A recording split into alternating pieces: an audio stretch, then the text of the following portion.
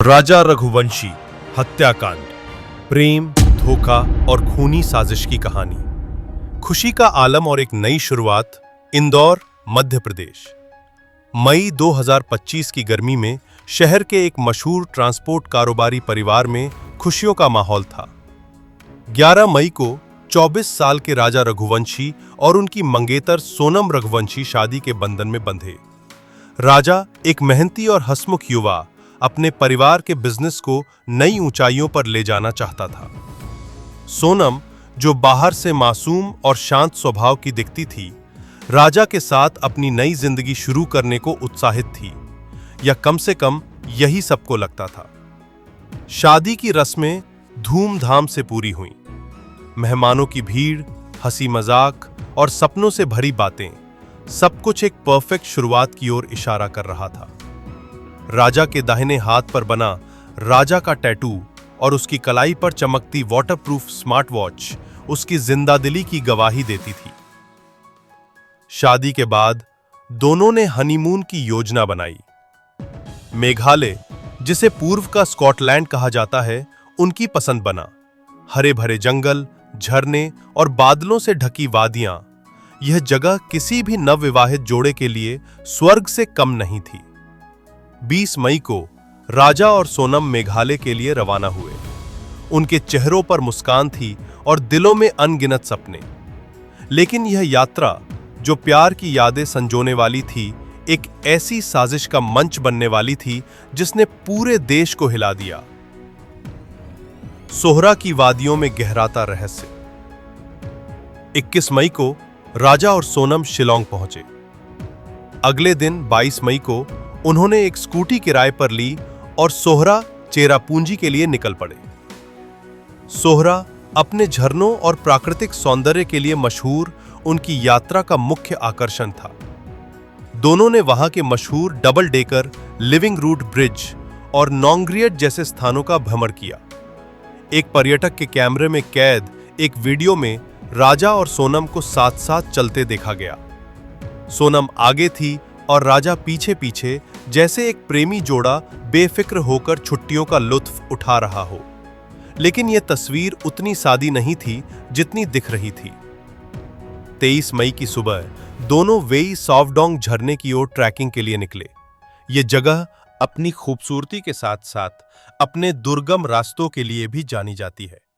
सुबह 9:25 बजे हरियाणा के एक ट्रैवल ब्लॉगर देवेंद्र सिंह ने नोंग्रियट के पास एक वीडियो शूट किया। इस वीडियो में राजा, सोनम और 3 अन्य लोग दिखाई दिए: विशाल सिंह चौहान, आकाश राजपूत और आनंद कुर्मी। उस वक्त किसी को अंदाजा नहीं था कि ये वीडियो एक हत्याकांड की सबसे अहम कड़ी बनने वाला था। दोपहर होते होते राजा और सोनम लापता हो गए। उनके परिवार से संपर्क टूट गया। 22 मई की दोपहर के बाद ना तो राजा का फोन बजा, ना ही सोनम का। परिजनों ने पहले तो सोचा कि शायद नेटवर्क की समस्या होगी, लेकिन जब कई घंटे बीत गए तो उनकी चिंता बढ़ने लगी। राजा और सोनम के रिश्तेदार शिलोंग पहुंचे और स्थानीय पुलिस को सूचना दी। मेघालय पुलिस ने तुरंत सर्च ऑपरेशन शुरू किया। स्थानीय टूरिस्ट गाइड अल्बर्ट पीडी और 35 अन्य लोगों ने पुलिस का साथ दिया। कई दिनों तक खोजबीन चली, लेकिन कोई सुराग नहीं मिला। खाई में मिला शव, शुरू हुआ रहस्य का सिलसिला। 2 जून को वेई सावडोंग झरने के पास एक गहरी खाई में एक शत विक्षत शव मिला।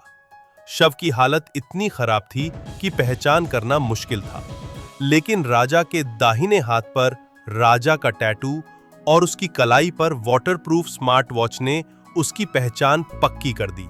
पास ही एक खून से सना डाव, पूर्वोत्तर में इस्तेमाल होने वाला बड़ा चाकू, एक टूटा हुआ मोबाइल और एक रेनकोट भी मिला। पोस्टमार्टम रिपोर्ट ने पुष्टि की कि राजा की हत्या धारदार हथियार से की गई थी। उसके शरीर पर कई गहरे घाव थे और मौत से पहले उसे काफी दर्द सहना पड़ा था। शुरुआत में पुलिस ने इसे लूटपाट का मामला माना। राजा की सोने की चेन, सगाई की अंगूठी, शादी की अंगूठी और वॉलेट गायब थे। लेकिन सोनम का लापता होना एक बड़ा सवाल था। परिजनों को शक था कि हत्यारों ने सोनम का अपहरण कर लिया होगा। कुछ ने यह भी आशंका जताई कि उसे बांग्लादेश या म्यांमार की सीमा पार ले जाया गया हो। पुलिस ने इस थियरी पर काम शुरू किया, लेकिन जल्द ही एक नया मोड़ आया, सोनम का सरेंडर और साजिश का खुलासा। 9 जून को उत्तर प्रदेश के गाजीपुर में एक चौंकाने वाली घटना हुई। सोनम रघुवंशी, जो कथित तौर पर लापता थी, ने वहां पुलिस के सामने सरेंडर कर दिया। उसका दावा था कि उसे मेघालय में अगवा किया गया था और वो किसी तरह बच निकली। लेकिन मेघालय पुलिस को उसकी कहानी पर भरोसा नहीं हुआ। गाजीपुर में पुलिस ने उससे कई सवाल पूछे, लेकिन सोनम जवाब देने की बजाय खामोश रही। जल्द ही मेघालय पुलिस ने उसे ट्रांजिट रिमांड पर शिलोंग ले लिया। पुलिस की तफ्तीश ने एक सनसनीखेज साजिश का पर्दाफाश किया। सोनम, जो राजा की पत्नी थी, इस हत्याकांड की मास्टरमाइंड निकली। उसने अपने कथित प्रेमी राज कुशवाहा और 3 किराए के हत्यारों विशाल सिंह चौहान, आकाश राजपूत और आनंद कुर्मी के साथ मिलकर इस वारदात को अंजाम दिया था। मेघालय पुलिस ने इस केस को ऑपरेशन हनीमून का नाम दिया और अपनी जांच को तेज कर दिया। जांच में पता चला कि इस साजिश की नींव फरवरी 2025 में ही पड़ चुकी थी। एक एक्स पोस्ट के अनुसार शादी से करीब 1 महीने पहले सोनम और राज कुशवाहा इंदौर के एक रेस्तरां में मिले थे, जहां उन्होंने इस हत्या की योजना बनाई थी। सोनम ने मेघालय को हनीमून की जगह के रूप में चुना ताकि वारदात को हादसे का रूप दिया जा सके। पुलिस को एक सूटकेस में सोनम का मंगलसूत्र और एक अंगूठी मिली, जिसने इस साजिश की पुष्टि की। क्राइम सीन रिक्रिएशन और नए खुलासे। 11 जून को सोनम ने पुलिस के सामने हत्या की बात कबूल कर ली। उसने बताया कि वो हत्या के वक्त मौके पर मौजूद थी। पुलिस ने सभी 5 आरोपियों को शिलोंग कोर्ट में पेश किया, जहां उन्हें 8 दिन की रिमांड मिली। 17 जून को मेघालय पुलिस ने सोहरा में क्राइम सीन को रिक्रिएट किया। इस दौरान सोनम और तीनों हत्यारों को घटना स्थल पर ले जाया गया। पुलिस ने पार्किंग लॉट से लेकर व्यू पॉइंट तक हर जगह का दौरा किया, ताकि ये समझा जा सके कि हत्या कैसे हुई। क्राइम सीन रिक्रिएशन ने कई चौंकाने वाले खुलासे किए। पुलिस को पता चला कि राजा की हत्या में 2 डाव धारदार हथियार का इस्तेमाल हुआ था। पहला हथियार 2 जून को बरामद हुआ था, जबकि दूसरा 17 जून को क्राइम सीन रिक्रिएशन के दौरान मिला। यह दूसरा डाव वेई सावडोंग पार्किंग लॉट के नीचे उसी खाई में मिला जहां राजा का शव फेंका गया था। पुलिस ने बताया कि इन हथियारों को असम के गुवाहाटी से खरीदा गया था। पुलिस के अनुसार हत्या की योजना बेहद सुनियोजित थी। पार्किंग लॉट में ही सोनम ने हत्यारों को राजा की हत्या का इशारा दे दिया था। विशाल सिंह चौहान ने पहला वार किया। जैसे ही राजा के शरीर से खून बहने लगा, वो दर्द से चिल्लाने लगा। सोनम, जो पास ही खड़ी थी, ये देखकर चिल्लाते हुए पीछे हट गई। वो तब तक वहां से दूर रही जब तक राजा की मौत नहीं हो गई। इसके बाद वो लौटी और शव को खाई में फेंकने में हत्यारों की मदद की। आनंद कुर्मी ने दूसरा वार किया और आकाश राजपूत ने तीसरा और अंतिम वार। प्रेम त्रिकोण या कुछ और। शुरुआती जांच में पुलिस ने हत्या का मकसद प्रेम त्रिकोण बताया। सोनम और राज कुशवाहा के बीच 119 फोन कॉल्स का रिकॉर्ड मिला, जो उनके रिश्ते की गहराई को दर्शाता था। सोनम का दावा था कि उसके पिता हृदय रोगी हैं, इसलिए वो राज से प्रेम विवाह नहीं कर सकती थी। लेकिन मेघालय के डीजीपी इदा शीशा नोंगरांग ने कहा कि हत्या के पीछे सिर्फ प्रेम त्रिकोण नहीं, बल्कि आर्थिक या अन्य मकसद भी हो सकते हैं।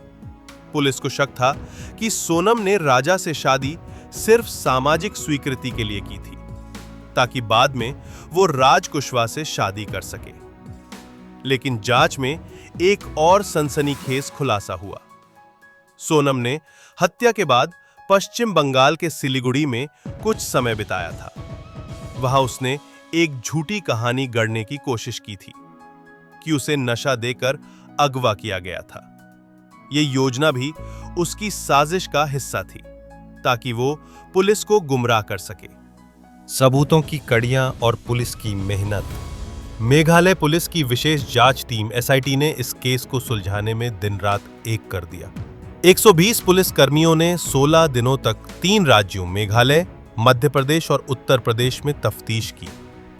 पर्यटक गाइड अल्बर्ट पीडी ने पुलिस को अहम सुराग दिए। उसने बताया कि उसने 23 मई को राजा और सोनम को 3 अन्य लोगों के साथ देखा था। देवेंद्र सिंह का वीडियो भी एक महत्वपूर्ण सबूत बना। पुलिस ने सोनम और राज कुशवाहा का आमना सामना कराने की भी कोशिश की। सोनम ने दावा किया कि वो निर्दोष है, जबकि विशाल चौहान ने कहा कि हत्या का अंतिम आदेश सोनम ने दिया था।